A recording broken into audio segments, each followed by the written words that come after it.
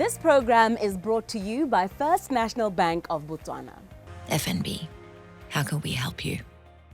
With the festive season approaching, consumer spending volumes experience a sharp spike both in retail and online shopping. In fact, eMarketer reports that a 3.7% growth in online sales is expected this festive season, assisting holiday spending to go up to $1.035 trillion globally. Much closer to home, a report prepared by popular financial services provider Wonga states that this year alone, South Africans are expected to spend over 200 billion rands, spending an average of 6,000 rands per person during this time of year. In Botswana, online business publication Trading Economics predicts that consumer spend will reach 116.62 million pula during this last quarter, which includes the festive season, making it all fertile ground for being swindled. Fraudsters worldwide are clamoring for the opportunity to take advantage of unsuspecting merchants, consumers and donors. While the holiday season is a time that we should get excited about spending time with family and friends, it's also a time where awareness on fraudulent activity is heightened. This is because during this time of the year, much attention is given to the excitement at hand. We usually hear many stories of how people have lost their hard-earned cash to thieves who preyed on their oblivion and disorientation. While the commotion heightens, fraudsters and scammers devise clever means of stealing from unsuspecting individuals. Financial crimes expert Kagiso Patrick joins us this evening to answer all our burning questions on how to keep safe during the busy period. Thank you so much for affording us your time. First things first, the festive season is well known and very notorious for heightened levels of scams and fraudulent activity. But in your line of work, what are the most common in this season? Yeah, that's correct. I mean, as we approach the festive season, which is the silly season in terms of fraud, where we actually see a spike in terms of fraud or fraudulent incidents. There are quite a few that caution people to look out for. First, being fraud related to the POS or ATMs, and what I want to mention here is the use of skimming devices by criminals to harvest customer information, more especially at ATMs and point of sale terminals, which are commonly known as swiping machines. And what criminals do is they mount some devices on ATMs. And just on the ATM mouth where you insert your card, just so that it harvests the information as you push your card in, or the machine swallows the card. And also, above the keypad, so that they capture the PIN code as you punch it in. So these are some of the fraudulent activities that can take place at an ATM.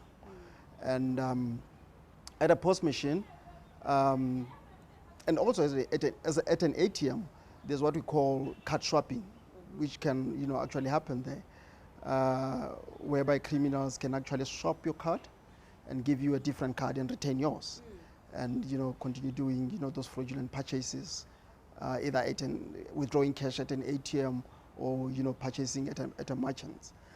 And how it happens is at an ATM, usually you would have someone offering to assist you. With the use of an ATM, and usually it's an ATM which they would have tampered with so that it doesn't function as it's supposed to function.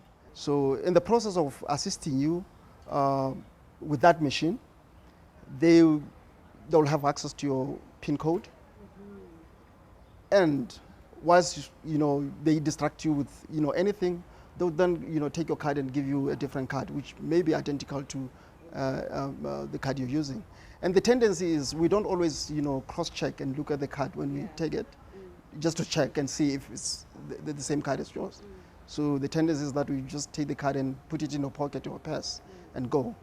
only to realize later when you see, you know, transactions going through your account that, you know, something is actually wrong. So the same applies, you know, at a POS machine.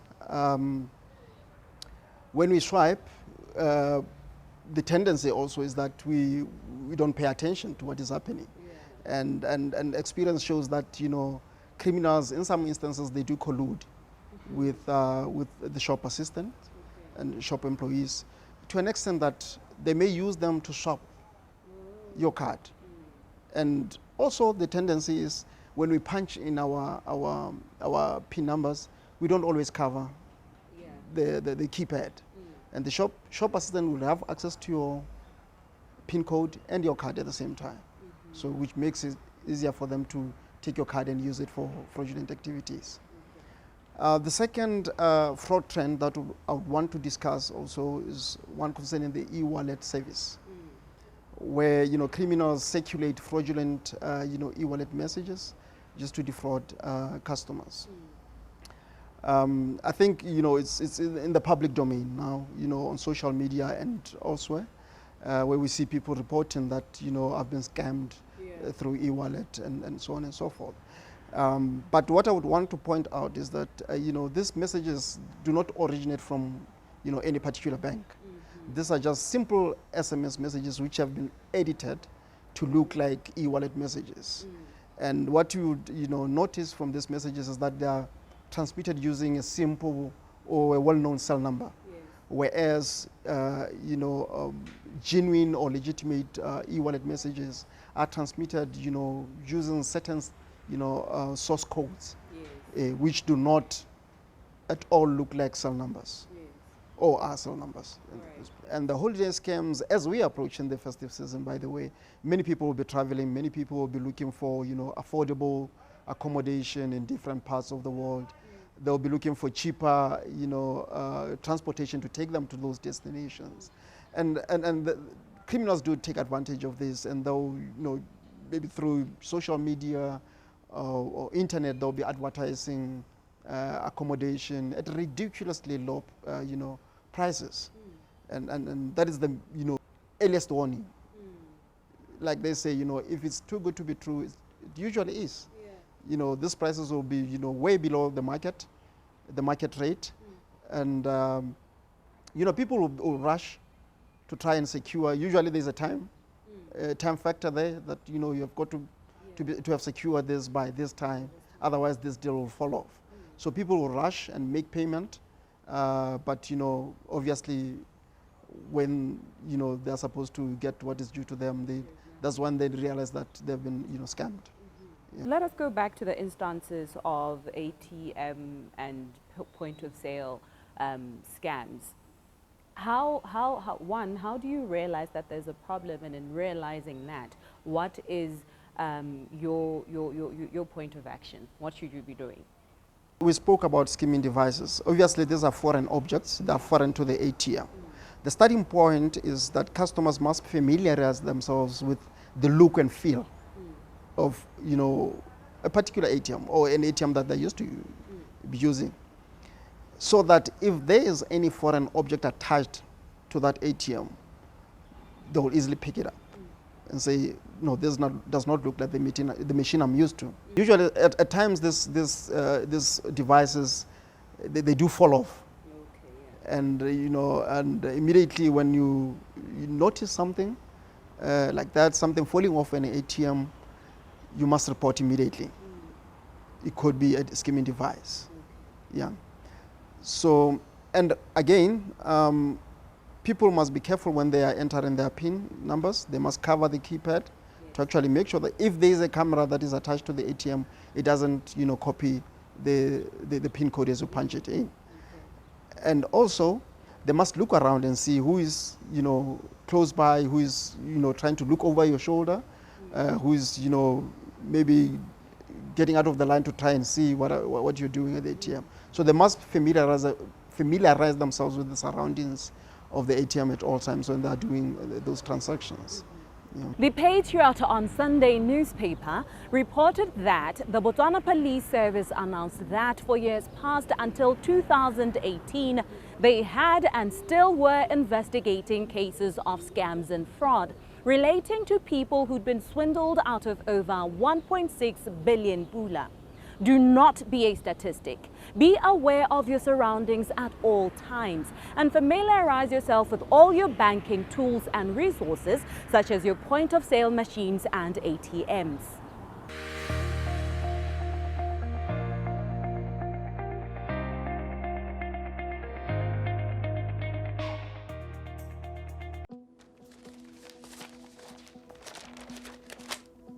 When running a business means Where did I put that receipt?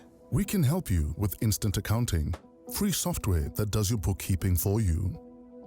When running a business means Wait, what do you mean the container hasn't arrived? we help protect your business from risk with Mohwebi Insurance. And when it means How do we pay our staff that don't have bank accounts? we help you make multiple payments directly to people's phones with e-wallet bulk send. At FNB, we're constantly innovating to help business owners at every stage of their journey.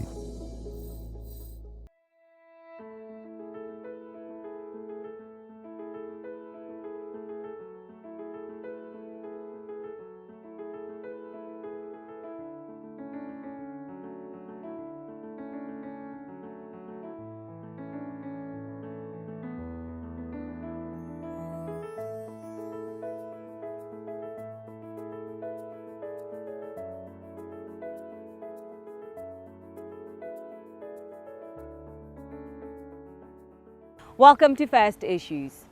A report released by the European Union Directorate General Employment, Social Affairs and Inclusion in 2017 stated that people with disabilities have as much propensity to contribute to the global economy just as able-bodied people. At present, their contribution is quite limited, as the Journal on Disability and Health Policy Studies of 2017 states that people with disabilities do not enjoy access to society on an equal basis with others, especially on issues of education and ultimately employment. As at 2018, world unemployment stood at over 175 million people, according to the International Labour Organization, which accounted for about 3% of the world's population. It is, however, reported that within the employable age of people living with disabilities, that figure just about doubles to just under 6%. On tonight's episode, we celebrate some remarkable individuals who have managed to rise above and beyond their limitations to be valuable resources at their different places of work. Our guests are visually impaired radio personality and sports analyst Untiretse Maidi, otherwise known by his radio name Screamer. Untiretse has been on radio for 10 years in spite of his condition. Our other guest is Bolokang Ovuyaubi, who so happens to be a graphics designer by profession. Under his belt of achievements, Bolokang won the coveted St. Louis Design Can competition back in 2016. We asked our guests what challenges they have had to overcome growing up or in their daily lives as people living with disabilities. I graduated 2004.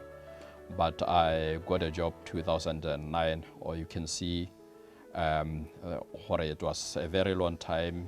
And yes, a visually impaired person, it becomes difficult even to get temporary jobs. More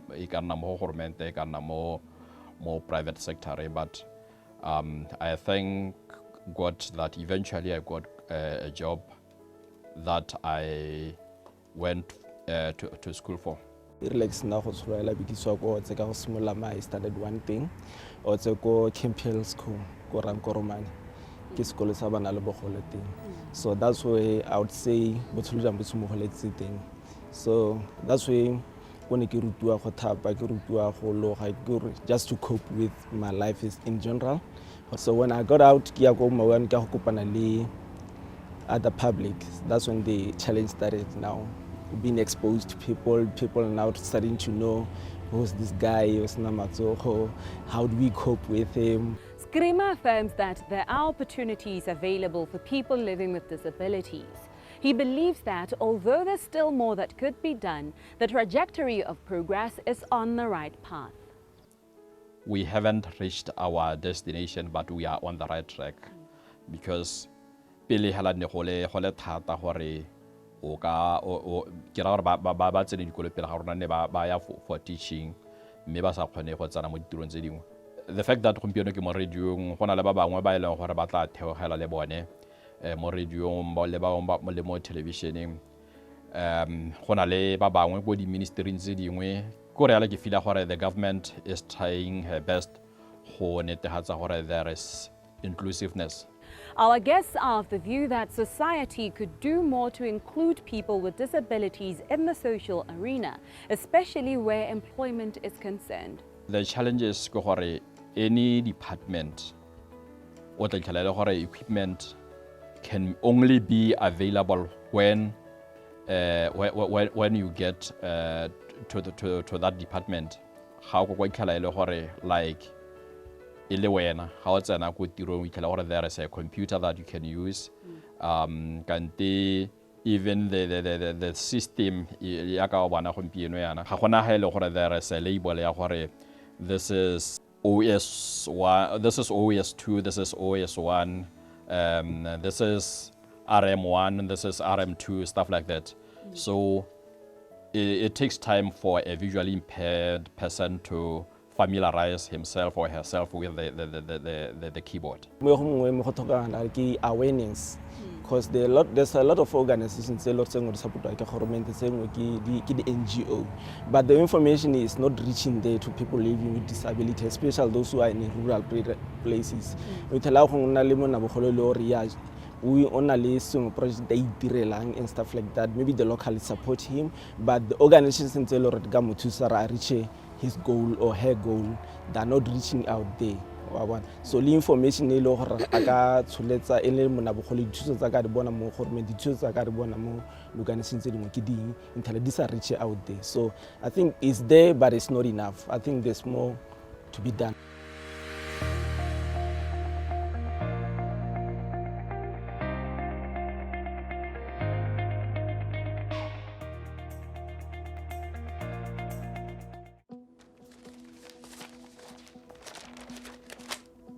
When running a business means Where did I put that receipt? we can help you with instant accounting, free software that does your bookkeeping for you. When running a business means Wait, what do you mean the container hasn't arrived? we help protect your business from risk with Mohwebi Insurance. And when it means How do we pay our staff that don't have bank accounts? we help you make multiple payments directly to people's phones with e-wallet bulk send. At FNB, we're constantly innovating to help business owners at every stage of their journey.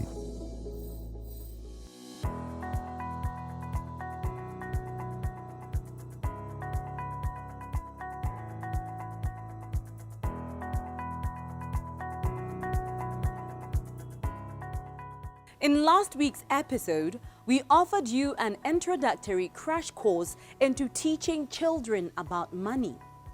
Our guest, Tumelo Tumelo, explained that it is paramount to teach your children about money as soon as you start sending them on errands with hard cash.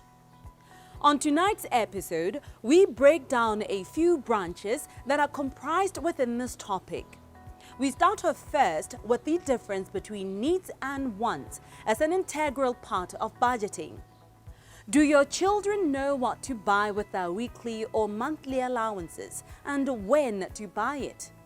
We explore with Tumelo how these concepts can be taught to children early on in preparation of building adults with sound financial knowledge.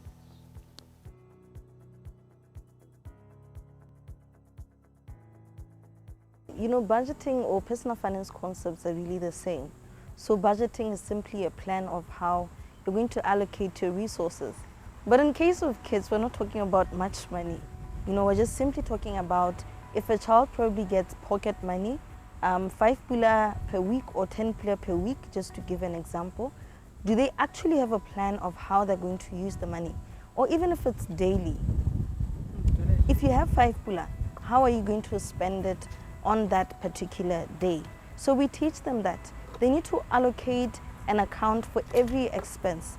If you're buying sweets worth 1 pula, and if you're saving 150 off of every 5 pula that you get, or you're buying, ice pop with the other 1 pula, or whatever you decide to do, you need to have a clear plan and picture of how you're going to spend your money. And most importantly, learn not to spend the rest of the amount that you have. Save a bit of it to use in the near future. Depending on their age, it's always a case of looking at what are their needs, what are their wants, what are really the things that they spend on. Then the conversation starts there. Because you realize those in lower primary, they don't have much of, expenses to go around by. They simply spend on consumables. It is just inciting the idea of saving for future use. Depending on their age, it's inciting that in their budgeting, they also need to account for saving, even though that spending is maybe particularly on consumables, as opposed to anything that is really of benefit to their lives. At a young age, we also need to teach them how to be responsible enough to co-share the costs of things that are also important in their lives, such as stationery. You find a pencil costs 2 pula or 1 pula 50, which is very little money compared to how much these kids are given.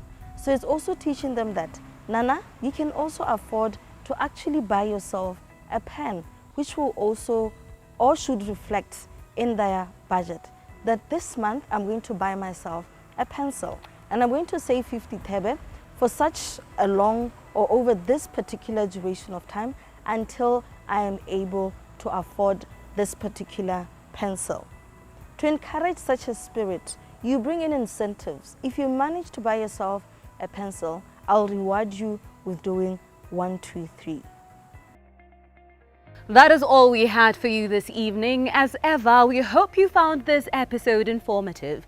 Remember to stay vigilant at all times. Be aware of your surroundings, especially suspicious strangers. Keep all your banking details private and report any anomalies you notice at ATMs or point-of-sale machines. We meet again next week with more issues of interest. Until then, we wish you pleasant viewing. Good night.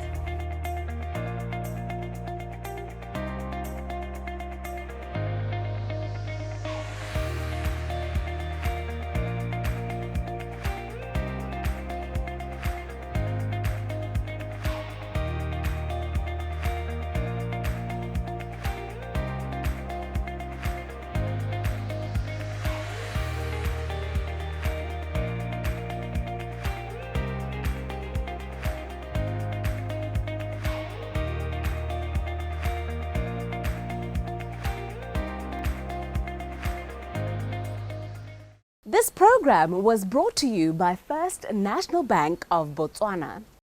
FNB, how can we help you?